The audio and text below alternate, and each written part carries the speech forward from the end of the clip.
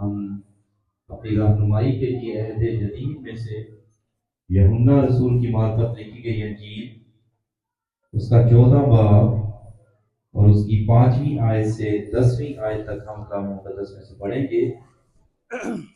हवाला फिर से दोहराता हूँ, यूहन्ना रसूल की मार्फत लिखी गई इंजील नए अहदनामे में उसका 14वां बाब उसकी 5वीं आयत से यूं लिखा है, तोमा ने उससे कहा, ऐ खुदावंद, हम नहीं जानते कि तू कहाँ जाता है, फिर राह किस तरह जाने। यीशु ने उससे कहा कि राह और हक और जिंदगी मैं हूँ, कोई मेरे वसीला के बगैर बाप के पास नहीं आता। अगर तुमने मुझे जाना होता तो मेरे बाप को भी जानते, अब उसे जानते हो और देख लिया है। फिलिप्पस ने उससे कहा, ऐ खुदावंद, बाप को हमें दिखा, यही हमें काफी है। यीशु ने उससे कहा, ऐ फिलिप्पस, मैं इतनी मुद्दत से तुम्हारे साथ हूँ, क्या तू मुझे नहीं जानता? जिसने मुझे देखा उसने बाप को देखा। तू क्यों कहता है कि बाप को हमें दिखा? क्या तू यकीन नहीं करता कि मैं बाप में हूँ और बाप मुझ में है? ये बातें जो मैं तुमसे कहता हूँ अपनी तरफ से नहीं कहता, लेकिन बाप मुझ में रहकर अपने काम करता है। कलाम मुक़द्दस के पढ़े और सुने जाने पे खुदा की बरकत हो, आमीन। आए खुदा के कलाम को, खुदा के बंदा को वेलकम करते हैं।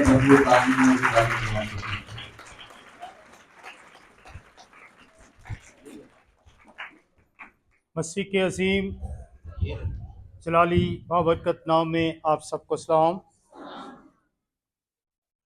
और इसके साथ ही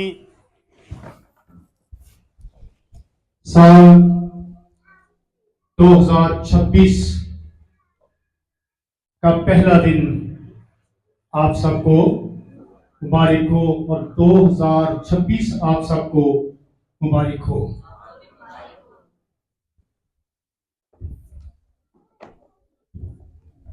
हालेलुया। सब खुश हैं? बैठिए।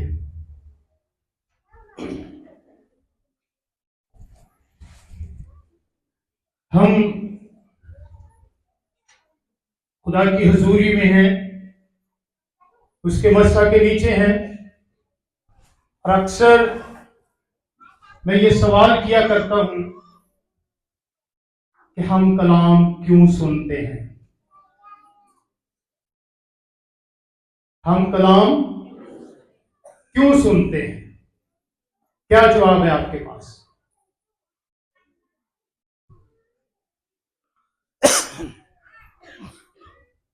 कलाम इसलिए सुनते हैं कि हम अपने खताओं से, बुराइयों से अलग रहें और खुदा के साथ हमारा काम। यस, बहुत खूबसूरत जवाब मिला। कलाम सुनने से ईमान पैदा होता है, जबरदस्त, रूह की ताजगी हो जाती है। हालेलुया। हम कलाम इसलिए सुनते हैं, जैसे जवाब मिले कि खुदा का कलाम सबसे जो बड़ी बात है वो हमें जिंदगी बख्शता है। हम इसलिए कलाम को सुनते हैं कि ये हमारे ईमान को बढ़ाता है, हमारे अंदर ईमान पैदा। हम इसलिए कलाम को सुनते हैं कि कलाम की सच्चाई हमारे गुनाहों को उजागर करती है और हम अपने गुनाहों से तौबा करके अपनी जिंदगी के वारिस ठहरते हैं। तो अगर आप गौर से सुनेंगे और तवज्जो के साथ खुदा की बातों को अपनी जिंदगी का हिस्सा बनाएंगे, तो यही कलाम आपके लिए बायस बरकत होगा। यही कलाम आपकी तरक्की का सबब भी, यही कलाम आपकी खुशहाली का सबब भी, यही कलाम आपकी जिंदगी का सबब भी बनेगा। हालेलुया। आज जो बात हम सीखने वाले हैं वो है राह, हक और जिंदगी यीशु है। राह, हक और जिंदगी कौन है? यीशु है। खुदावंद यीशु मसीह ने खुद अपने मुंह से ये अल्फाज फरमाए। खुदावंद यीशु मसीह ने अपने शागिर्दों से बातें करते हुए अपनी राह के बारे में बताया कि मैं जिस राह पर जहां मैं जाता हूं तुम वहां की राह जानते हो।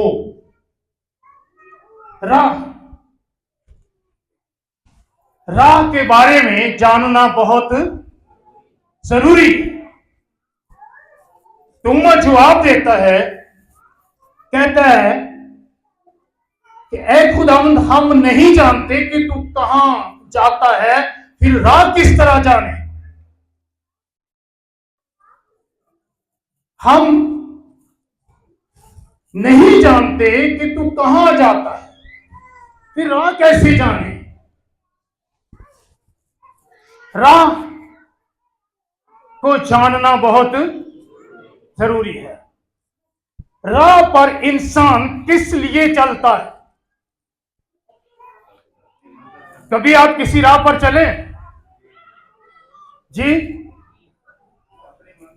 अपनी मंजिल तक पहुंचने के लिए, अपनी मंजिल तक जाने के लिए, अपनी मंजिल को हासिल करने के लिए इंसान रास्ते का इंतखाब करता है, उसको चुनता है।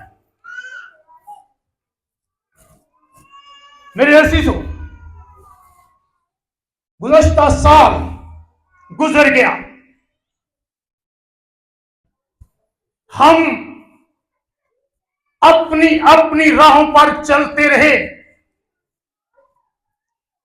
अपनी अपनी राहों के चुनाव के हिसाब से हमने उस साल को गुजारा। क्या हम जानते हैं कि हमारी मंजिल कहां है?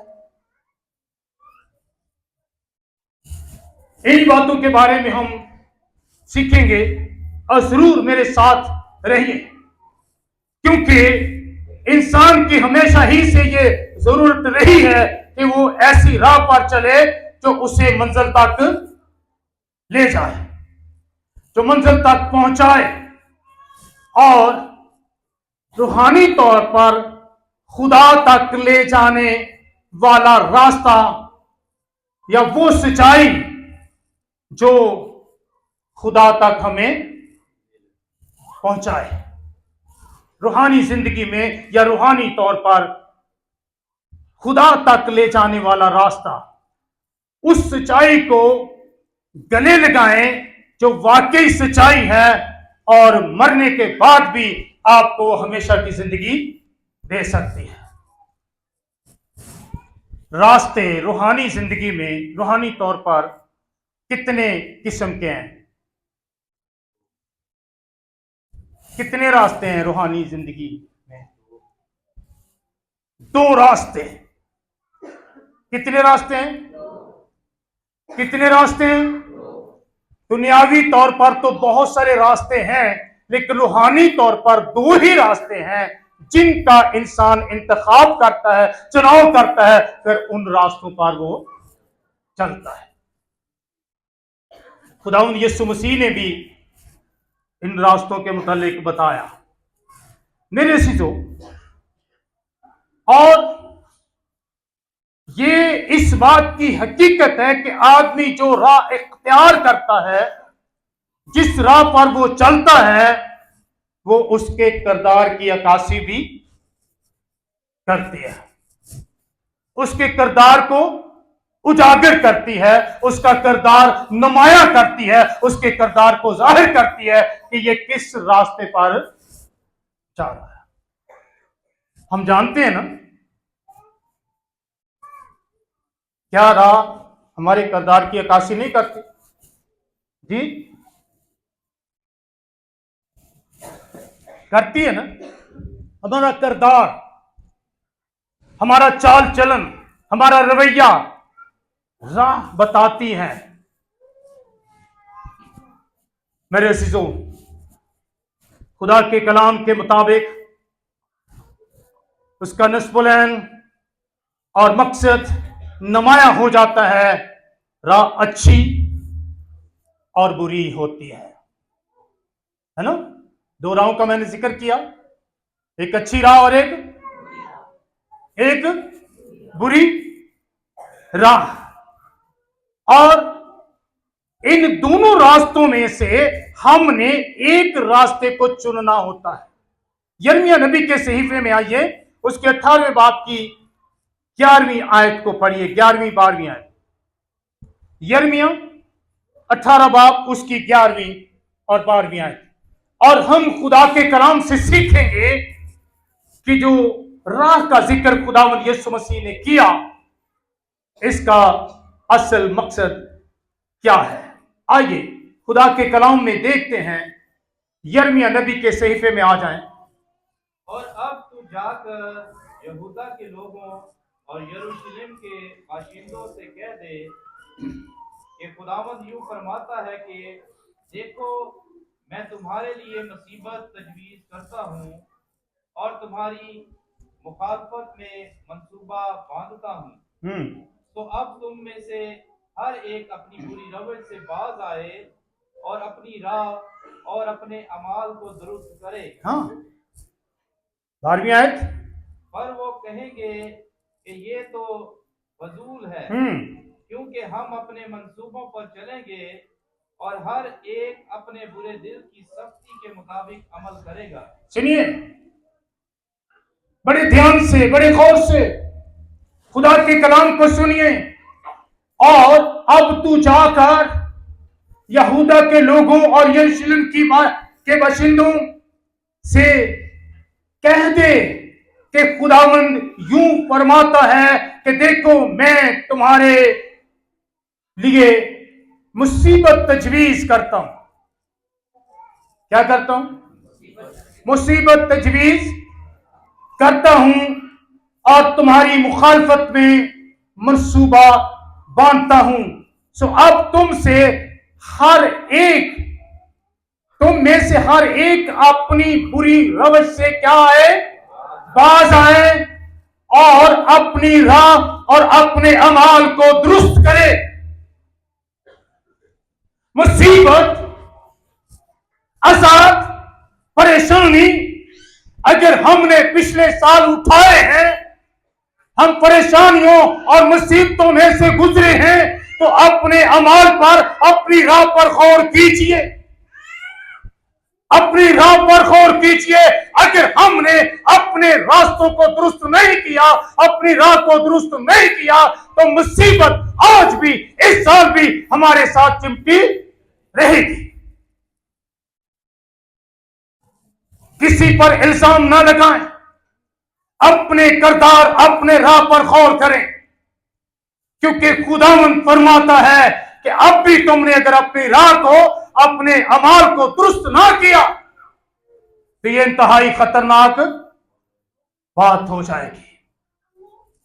और मेरे अजीजों, कितने लोग इसी मुसीबत के रास्ते पर, इसी बुरी रविश पर, इसी बुरे अमाल पर चलते हुए दुख उठाते रहे, मुसीबत उठाते रहे।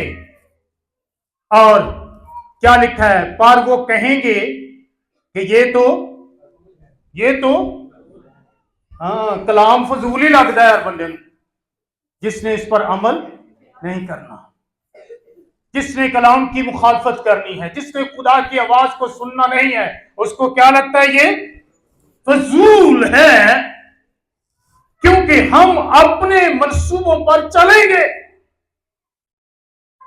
जो मंसूबे हमने बनाए, पिछले साल जो मंसूबे बना रखे हैं, आइंदा साल भी उन्हीं मंसूबों पर रहेंगे। हम अपने मंसूबों पर चलेंगे। जब हम अपने मंसूबों पर चलते, अपनी राहों पर चलते, अपने ख्यालात पर चलते, अपनी ख्वाहिशों पर चलते हैं, तो परेशानियां और मुसीबतें हमारा क्या कहते हैं, नसीब, हमारा मुकद्दर बन जाती हैं।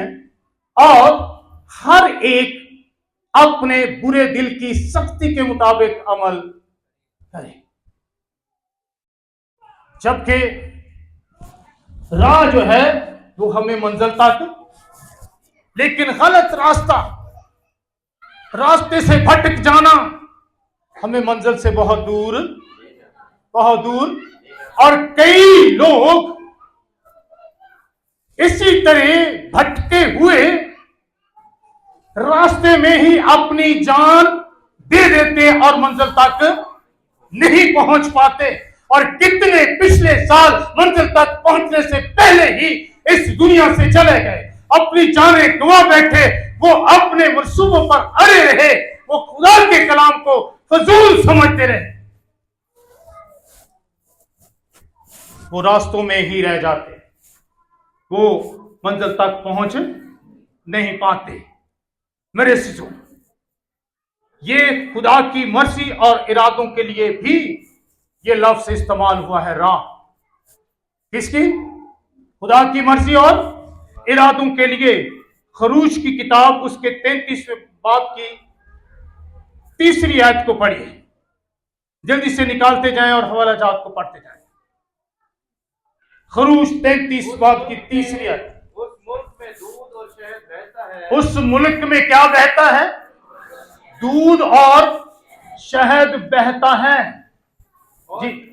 और चूंकि तू गर्दन कश कौम है, चूंकि तू गर्दन कश कौम है, इसलिए मैं तेरे बीच में होकर नहीं गुजरूंगा। ता ऐसा ना हो कि मैं तुझको क्या कर डालूं? कहां? राह में पनाह कर डालूं। खुदा का इरादा है कि अगर हम सरकश ना हो, हमारी मंजिल, हमारा जो मकसद है, हमारा जो विजन है, वो रास्ते में रहना नहीं है, बल्कि खुदा की मर्जी है कि हम मंजिल तक पहुंचे, हम रास्ते में न रहे, मौदा मुल्क तक पहुंचे। कई साल गुजर चुके हैं और आगे कई साल गुजरेंगे। खुदा चाहता है कि हम इन सालों में अपनी उस राह को चुन लें जो हमें मंजिल तक, मौदा मुल्क तक पहुंचाए, ले जाए। खुदावंद यीशु मसीह ने जब बाप को दिखाने का सवाल हुआ, फिलिप्पस ने सवाल किया, तो यीशु मसीह ने क्या कहा? इतनी मुद्दत से मैं तुम्हारे साथ हूं, तुमने मुझे नहीं देखा। अब खुदा कितनी मुद्दत से, कितने सालों से हमारे साथ साथ चल रहा है। कितने साल गुजर चुके हैं यीशु मसीह को इस दुनिया में आए हुए, और हर साल हम कैलेंडर बदल लेते हैं, हर साल हम नए साल की खुशियां मना लेते हैं, हर साल हम सेलिब्रेट कर लेते हैं, नया साल आ गया। क्या हमने इतने सालों में यीशु मसीह को जाना? इतने सालों में इस राह को जाना? इतने सालों में हमने बाप को जाना? किसने मुझे देखा उसने बाप को देखा। अगर तुम अपनी रवच से बाज नहीं आओगे तो तुम रास्ते में ही हलाक हो जाओगे। खुदा की मर्जी है कि हम रास्ते में ना रहें, हलाक ना हो।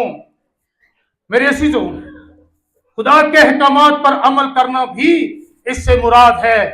ज़बूर नंबर 119 उसकी 14वीं आयत। जब हम सही राह पर चल रहे होते हैं तो हम खुदा के कलाम पर अमल कर रहे होते हैं। हमने पिछले साल के लिए गौर करना है। 365 दिन होते हैं साल में। जी, मुझे तेरी शहादतों की राह से ऐसी शादमानी हुई जैसी हर तरह की दौलत से होती हालेलुया, जैसे हर तरह की दौलत से होती है, तेरी शहादतों की राह से मुझे शादमानी होती है। ये खुदा का बंदा दाऊद फरमा रहा है। हमने इस शादमानी को कितना लिया? या कैलेंडर बदले, नवा साल आ गया, खुशी मना। हमारे पास कितनी शादमानी है जी। शादमानी कित्थों आनी है, खुशी कित्थों आनी है जी। शादमानी का क्या मतलब है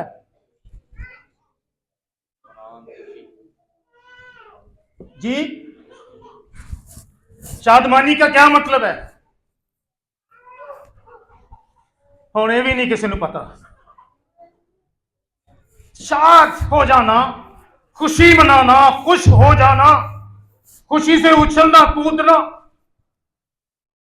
अब खुदा का बंदा क्या कह रहा है कि मुझे तेरी शहादतों की राह से क्या है, ऐसी शादमानी हुई।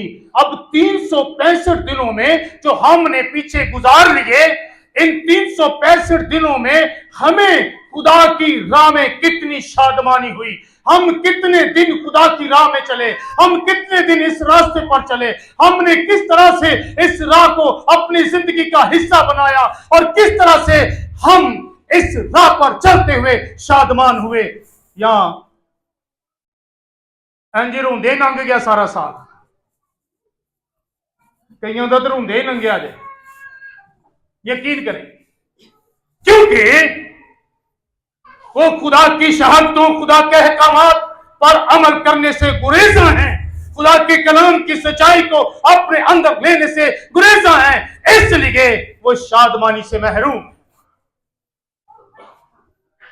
ऐसी खुशी, ऐसी शादमानी हुई जैसी हर तरह की दौलत से, हर तरह की दौलत से, हर तरह की सोना चांदी, रुपया, पैसा, जायदादें, दुनिया की दौलतें, हर तरह की दौलत। अब देख लें ये शादमानी कैसे होती है।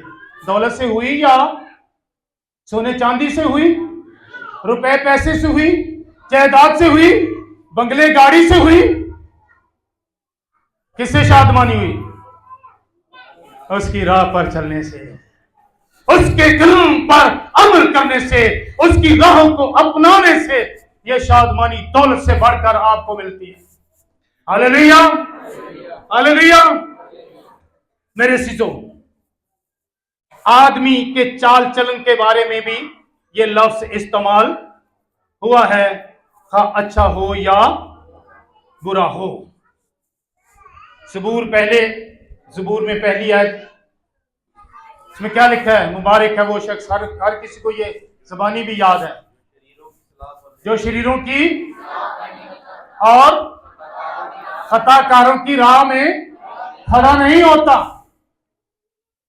वो मुबारक शख्स है जो शरीरों की सलाह पर नहीं चलता, खताकारों की राह में खड़ा नहीं होता, ठट्ठाबाजों की महफिल में बैठता नहीं है। तो हमारा पिछला साल कैसे गुजरा है? खताकारों की राह में, ठट्ठाबाजों की महफिल में कैसे गुजरा है? और ज़बूर इमसाल की किताब 30 बाब और उसकी 19-20 है,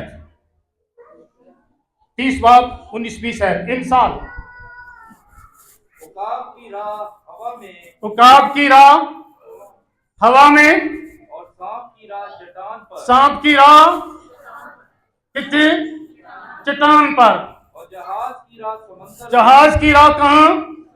समंदर में। और मर्द की रविश जवान औरत के साथ,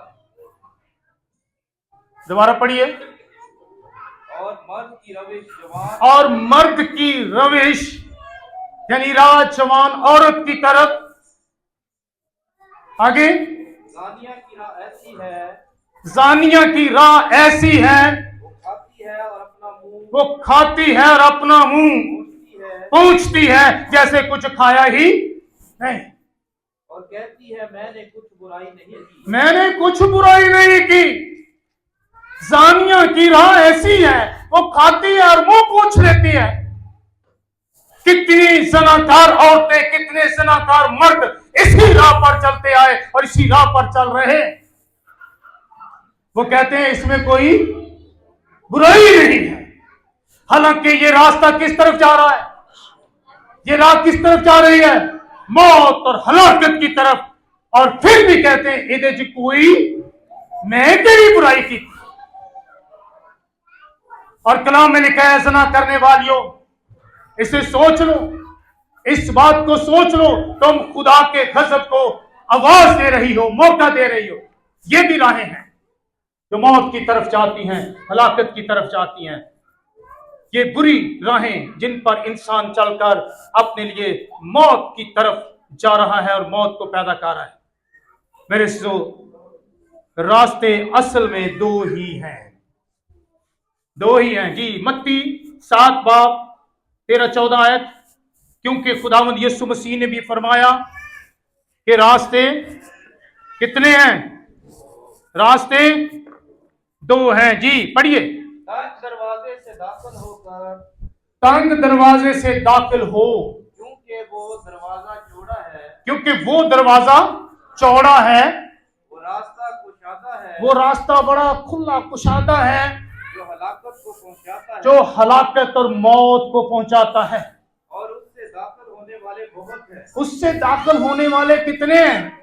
अक्सरियत ऐसे लोगों की है जो मौत और हलाकत के रास्ते की तरफ जा रहे हैं, उस रास्ते को चुनते हैं, उसका चुनाव करते हैं और उस रास्ते की तरफ, हलाकत की तरफ बढ़ते चले। क्योंकि वो रास्ता क्या है? वो रास्ता खुला है, कुशादा है, उसमें दाखिल होने वाले बहुत ज्यादा हैं जी। क्योंकि वो दरवाजा तंग है, क्योंकि वो दरवाजा तंग है, वो रास्ता सुकड़ा है, वो रास्ता क्या है? सुकड़ा है, जो जिंदगी को पहुंचता है, जो किसको, किसकी तरफ जाता है? जिंदगी की तरफ, जिंदगी को पहुंचता है। और वो रास्ता सुकड़ा, वो रास्ता तंग है। तंग रास्ते में, तंग दरवाजे में से दाखिल होने वाले बहुत थोड़े हैं। क्योंकि वो कहते हैं जी ये तो बड़ा तंग है, इसमें से जाना बहुत, किन्ने कहते ने बड़ा औखा है। मैंने बड़ी दफा अपने कानों से सुना कि खुदा की राह पर चलना, खुदा की राह पर चलना, बोलो जी बोलो, बहुत मुश्किल है। इसीलिए तो ही चलते नहीं कि मुश्किल है, औखा है, तंग है। किते साड़ी वो की कहते ने साइडा रगड़ियां रुगड़ियां ना जान, छिले छुले ना जाइए, इसलिए। लेकिन याद रखें, ये रास्ता अगरचे तंग है, ये रास्ता अगरचे मुश्किल है, ये रास्ता अगरचे सुकड़ा है, इसमें चलने वाले, इस राह पर जाने वाले जिंदगी की तरफ जा रहे हैं, जिंदगी को पा रहे हैं, अपनी मंजिल की तरफ बढ़ रहे हैं, वो मंजिल जो यीशु मसीह आपको देना। हालेलुया। इस रास्ते का चुनाव कीजिए। आपको ये साल दिया गया है, नया साल आ चुका है, नए साल में हम कदम रख चुके हैं। ये पहला दिन है, पहले दिन से ही इस रास्ते पर गामजन हो जाएं, ताकि आइंदा पूरा साल आप इस पर गामजन रहें, चलते रहें, ताकि आपको शादमानी मिले, आपको खुशी मिले, आपको सरफराजी मिले, आपको निजात मिले, आपको जिंदगी मिले, आपके घर के अंदर खुशहाली और सरफराजी आए, क्योंकि इसी रास्ते में ये सब कुछ है। Hallelujah, hallelujah. इसलिए मेरे अजीजों, इस रास्ते का चुनाव करें। असल में जैसे बताया कि रास्ते दो ही हैं, और जिस रास्ते पर भी आप चलते हैं, जिसका चुनाव आप करते हैं, मेरे अजीजों, उसी की तरफ आप बढ़ते जाते हैं। मैं आपको बताना चाहता हूं, राह कौन है? राह कौन है? यीशु मसीह राह है। वो रास्ता दिखाने वाला नहीं है। रास्ता दिखाने वाले बहुत हैं, लेकिन राह कोई नहीं है। यीशु मसीह राह है, उस पर आपने चलना है। इस राह में चलते हुए अगर आप कभी कहीं गिर जाते हैं, क्योंकि इंसान है, गिरते भी हैं, लेकिन जब गिरते हैं तो गिरे मत रहें, बल्कि क्या करें? उठें और उठकर ये मत सोचें कि ये रास्ता बड़ा तंग है, ये रास्ता बड़ा मुश्किल है, ये रास्ता बड़ा औखा है। चलो इत्थों तक ही ठीक है, हुण की करने आ? हुण चलो पीछे। जो साल गुजर गया क्या वो आ जाता है वापस? ते असी पहुंचों के फिर हैं पीछे पीछे पीछे। इसीलिए तो हमारी कोई तरक्की खुशहाली नहीं है। अगर गिरे हैं उठें और उठकर ना पीछे देखें, ना दाएं देखें, ना बाएं देखें, बल्कि उसी रास्ते पर चलते बढ़ते रहें। ये आपकी मंजिल है, आपकी जिंदगी है, और इस रास्ते को कभी मत छोड़ें। क्या करें? कभी मत। और बहुत से लोगों ने इस रास्ते को अपनाया बड़ी खुशी से, लेकिन क्या किया? चंद महीने, चंद दिन, चंद साल चले सही, लेकिन उसके बाद क्या हुआ? शैतान ने फिर कानों में फुसफुसाना शुरू किया, केड़ी रात लग गया है, केड़े पासे तुरते हैं, आजा वापस। बड़ी अयाशी, बड़ी मौज ही इतने की है, तंग सुकड़ा हुआ राह क्या देगा तुझे? यीशु मसीह के पास एक शख्स आया, मैं क्या करूं कि हमेशा की, वो बड़ा दौलतमंद था। यीशु ने कहा हुक्मों पर, उसने कहा कौन से हुक्म? यीशु ने कहा यही कि खून ना कर, चोरी ना कर, जना ना कर, किसी के घर का लालच ना कर। तो मैं तो बचपन से ही करता आया हूं, अब क्या कमी है? यीशु ने क्या कहा? सारा माल बेच दे, गरीबों को तकसीम कर दे, और मेरे तुझे आसमान पर, तेरी मंजिल कहां है? तेरी मंजिल कहां है? आसमान पर। मेरे पीछे हो ले, मेरे पीछे आ जा। यही राह है जिंदगी की तरफ जाने वाली, आसमान की तरफ जाने वाली, आसमान तक पहुंचाने वाली, और कोई राह नहीं है जो तुझे आसमान तक, खुदा की बादशाही तक ले जाए। लेकिन क्या हुआ? वो शख्स उसके पीछे चला, वो उल्टा नाराज हो गया, गुस्से हो गया, खफा हो गया और वापस चला गया। इसी तरह ऐसे लोग वापस चले जाते हैं क्योंकि वो खुदावंत की राह पर चलना नहीं चाहते। थोड़ी सी रोशनी मुझे दें। खुदा की राह पर चलना नहीं चाहते। ऐ मेरे असीसों, यीशु ने फरमाया राह हक और जिंदगी, राह हक और जिंदगी, कोई मेरे वसीले के बगैर बाप के पास। आपकी मंजिल कहां है मेरे अजीजों? बनी इस्राइल कौम जब मिस्र से निकली, मिस्र की गुलामी से खुदा के पीछे हो ली, तो रास्ते में बड़ी रुकावटें आई। बराए मेहरबानी खामोशी अख्तियार कीजिए, खामोशी से सुनिए। अगर लाइट नहीं है तो कोई प्रॉब्लम नहीं, गर्मी नहीं है, मौसम ठीक है। सुनिए, आगे समंदर आ गया, घबरा गए। अब क्या होगा? पीछे दुश्मन है, आगे समुद्र है, हम तो मारे जाएंगे।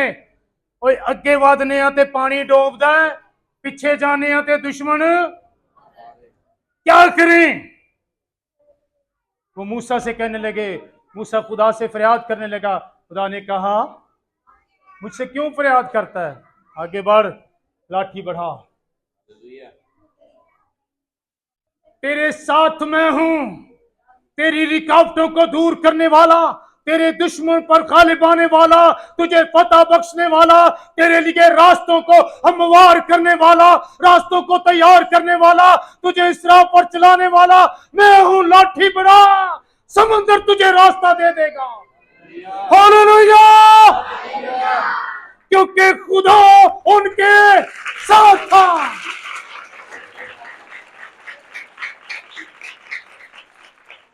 मत सोचें इस राह में मुश्किलात हैं, मत सोचे इस राह में रुकावटें हैं, मत सोचे इस राह में दुश्मन है, मत सोचे पीछे दुश्मन है, मत सोचे ये रास्ता बड़ा नाहमवार है। बढ़ते चले जाएं, आगे खुदा की तरफ बढ़ते चले जाएं। ये जिंदगी का सफर आपका जारी रहना चाहिए, इसे रुकना नहीं चाहिए, क्योंकि खुदा आपके, क्या समुद्र ने रास्ता नहीं दिया?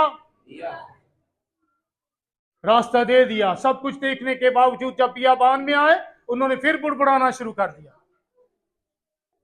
इस बुड़बुड़ाने से पता क्या हुआ? चंद दिनों का सफर 40 साल में बदल गया। चंद दिनों का सफर 40 साल में बदल गया। हमारी जिंदगी कितनी है? 40 साल में क्यों बदला गया? कि ये लोग कभी भी मौदा मुल्क में दाखिल ना होंगे। वही जो इस बियाबान में पैदा हुए नई नस्ल जो है वो जाएगी, लेकिन ये इसी बियाबान में मरते सड़ते रहेंगे, इनकी लाशें यहीं पर सड़ेंगी। जब हम ईमान से हट जाते हैं, रास्ते से हट जाते हैं, खुदा के खिलाफ शिकायत करना शुरू कर देते हैं, हम अपनी मंजिल खो देते हैं। और मंजिल खोने से हम कभी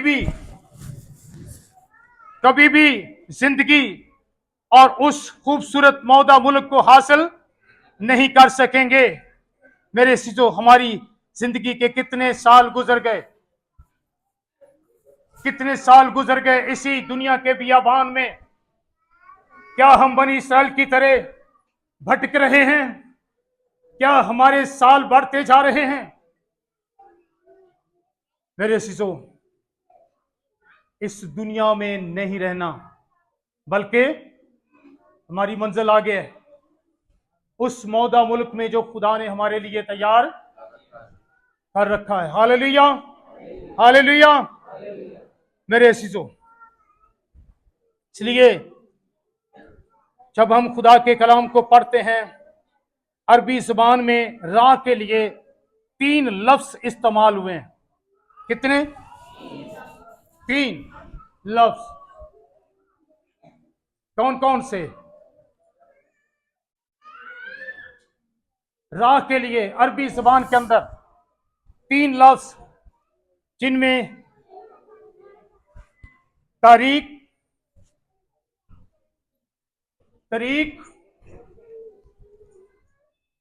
दीन और मजहब इस्तेमाल हुए हैं।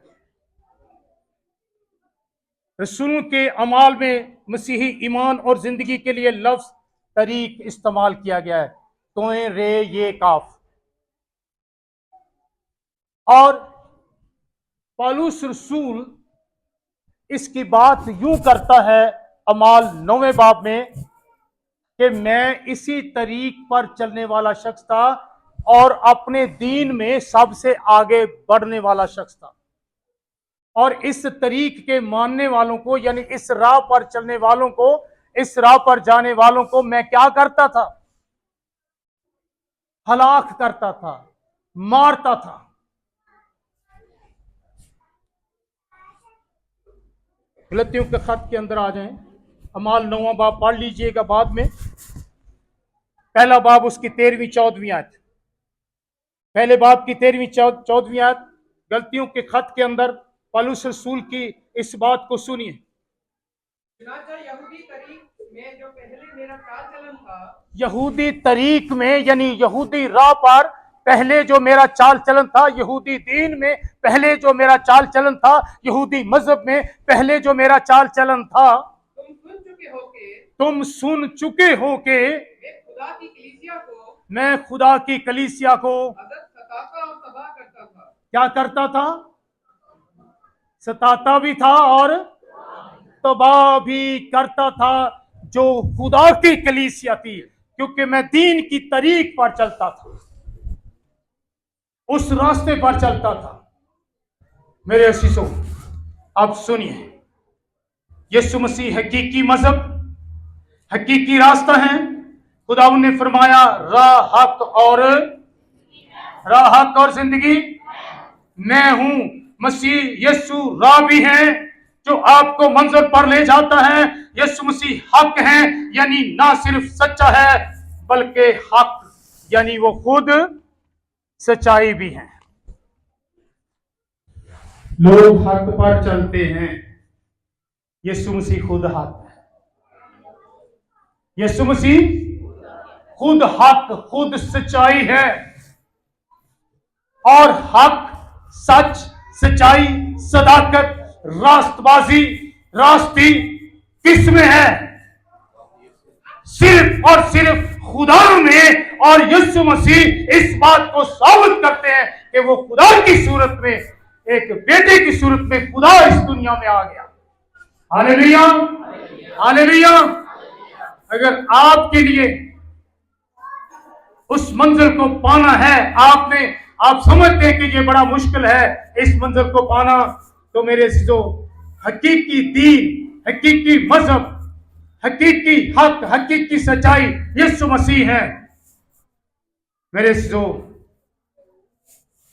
वो तमाम सच्चाई की खुशखबरी, सच्चाई का निचोड़ है। हालेलुया। सच्चाई की तालीम यीशु मसीह ने दी, मगर पहले वो खुद सच्चाई बने। उन्होंने खुद अपने आप को हक और सच कहा, क्योंकि वो हैं जो मसीह में है, वो इसी हकीकी जिंदगी की तरफ मायल। यीशु मसीह ने कहा वो जिंदगी है, इसलिए कि वो जिंदगी देने वाला है।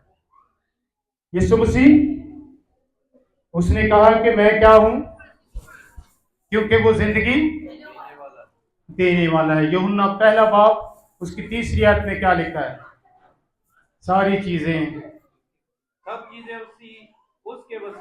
चीजें उसके वसीला से पैदा हुई, और जो कुछ पैदा हुआ है उसमें से कोई चीज भी उसके बगैर पैदा नहीं हुई। उसने निस्त को हिस्त में बदल डाला।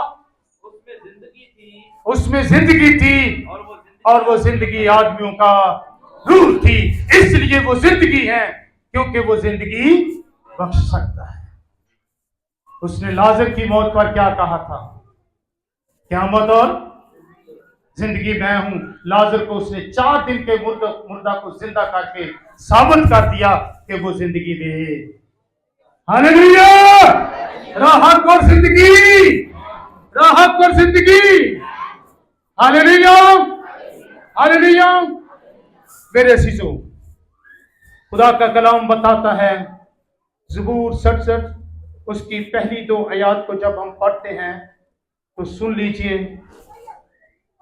थोड़ा सा वक्त मैं आपका और लूंगा, और सुनिए बड़े गौर से। खुदा हम पर रहम करे, खुदा हम पर रहम करे और हमको बरकत बख्शे, और हमको बरकत बख्शे, और अपने चेहरे को हम पर जलवागर फरमाए, ताकि तेरी राह जमीन पर जाहिर हो जाए, ताकि तेरी राह जमीन पर जाहिर हो जाए। ये दाऊद की दुआ, और खुदा ने इस राह को जमीन पर क्या किया? जाहिर किया यीशु मसीह की सूरत में। और यीशु ने कहा, राहत और जिंदगी किसने मुझे देखा? क्योंकि बाप मुझ में और मैं बाप में हूं। ये राह आपको कहां पहुंचाती है? कौन सी मंजिल? ठीक है, यस। ये राह आपको, आपकी मंजिल कौन है? बाप, बाप की बादशाही, बाप का घराना, बाप की हजूरी। ये राह आपको बाप की हजूरी में पहुंचाती है, जिस हजूरी से आप निकाल दिए गए थे। इसी राह से होकर आप बाप के पास, और कोई राह नहीं है। राहत और जिंदगी कोई मेरे बाप के पास, ये आपको बाप के पास राह पहुंचाती है। क्योंकि खुदा हम पर क्या करे? रहम करे और हमको बरकत बख्शे, और अपने चेहरे को हम पर जलवा और अपने चेहरे को हम पर जलवागर फरमाए, और ताकि तेरी राह जमीन पर साए, और तेरी निजात सब कौमों पर। तेरी निजात सब कौमों पर। राह और निजात, यीशु राह भी है, और तो ये जाहिर हो गया ना, ये नहीं हुआ। हालेलुया, जोर से नारा लगाएं, हालेलुया। यीशु ने कह दिया राह, हक और जिंदगी। जो मुझे देखता है वो किसको देखता है? अगर आपने बाप से मिलना है, खुदा से मिलना है, खुदा की हुजूरी में जाना है, खुदा की हुजूरी को देखना है, तो यीशु को देख लीजिए, बाप उसमें है। हालेलुया। इमसाल 3 बाब 6 आयत, इमसाल की किताब 3 बाब 6 आयत पढ़िए। हालेलुया, खुदा का कलाम। राहों में उसको पहचान और वो तेरी रहनुमाई करेगा। अपनी सब राहों में उसको पहचान, वो क्या करेगा? देख कौन सी राह पर तू चल रहा है, कौन सी राह पर तू चल रही है, पहचान उसको। क्या यीशु इस राह में तेरे साथ है? जिस राह पर तू चल रहा है, जिस पर राह पर तू चल, ये इब्तिदा है इस साल की। देखना है कि हम किस राह पर जा रहे हैं, पहचानना है अपने आप को कि किस राह पर जा रहे हैं, राह को पहचानना है और यीशु को पहचानना है। सब राहों में, जिस राह पर आप जाते हैं, अगर उस राह में यीशु नहीं है तो प्लीज उससे वापस आ जाए। क्या करें? वापस आ जाए, उस राह पर चले जिस राह पर यीशु है, क्योंकि वो आपको आसमान की तरफ, बाप की तरफ लेकर। हालेलुया।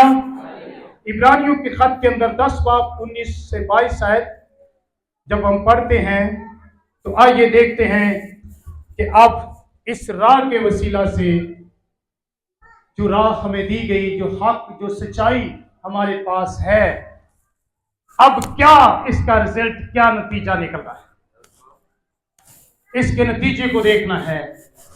10 बाब की 19 से 22 आयत इब्रानियों के नाम पर। बस ए भाइयों, बस ए भाइयों, क्योंकि हमें यीशु के खून के सबब से क्योंकि हमें यीशु के खून के सबब से उस नई और जिंदा राह से, उस नई, कौन सी राह है? पहली राहें पुरानी हैं। पहली राहें कौन सी हैं? पुरानी। पुरानी राहों को छोड़ दे, जिन राहों पर आप चल रहे हैं, अब यीशु मसीह के खून के वसीला से उस नई और जिंदा राह जिंदा राह से पाक मकान में दाखिल होने की दिलेरी है। पाक मकान में दाखिल होने की, दाखिल होने की हालेलुया, दिलेरी, जुर्रत पैदा हो गई हमें कि हम इस जिंदा राह पर चल रहे हैं, इस पाक राह पर चल रहे हैं। तो यीशु के खून से ये राह मिली है, यीशु के वसीला से ये राह मिली है। ये राह जिंदा भी है, पाक भी है, और इस राह से हमें दिलेरी और जुर्रत भी है। किसमें दाखिल होने के लिए?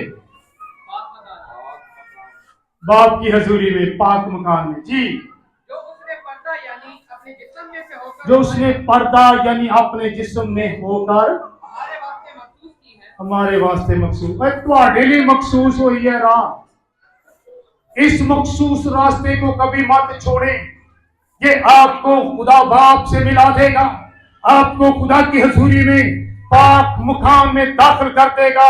आप वहां जब जाएंगे और उस मुकाम को देखेंगे, सारे गम, सारे गम, सारे दुख, सारी तकलीफें, सारी परेशानियां, सारी फिक्रें भूल जाएंगे। Hallelujah, hallelujah. राह, हक और जिंदगी कोई मेरे वसीले के बगैर बाप के पास नहीं जाता। 2 राहें, शरीरों की राह जो है वो ये कभी भी मंजिल तक नहीं पहुंचा सकेगी। वो कहां पहुंचाएगी? हलाकत और मौत और जहन्नम। लेकिन यीशु मसीह जो जिंदगी की राह है, हक और सच्चाई की राह है, वो आपको बाप तक ले जाएगी, पाक मकाम तक ले जाएगी। आप ये अहद करें कि गुजरे साल में जरूर मैंने कोताही की, सरकशी की, नाफरमानी की, मैं उस राह पर नहीं चल सका, नहीं चल सकी। लेकिन आज ये राह, इस राह के बारे में मैं जान चुका हूं, जान चुकी हूं।